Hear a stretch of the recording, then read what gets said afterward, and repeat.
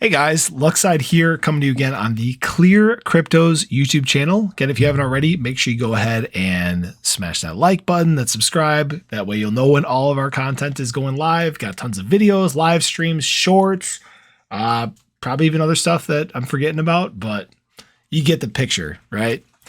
So one of the biggest mistakes that people make is they don't take advantage of buying opportunities. Right now, we are in the depth of the bear market, okay?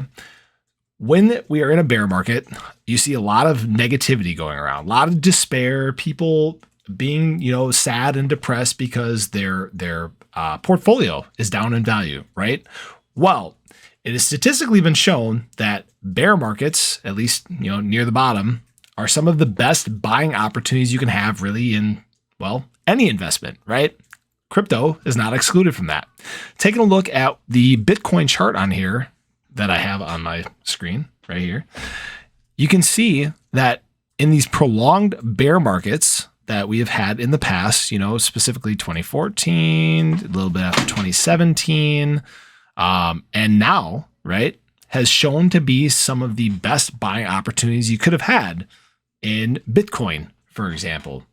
So one of the biggest problems that people have is they get in this mentality of, when the price is pumping, I need to buy or I'm going to miss out. Well, if you're chasing the price of a coin, chances are you're probably going to get not necessarily wrecked, but you're going to have some time in the red, right?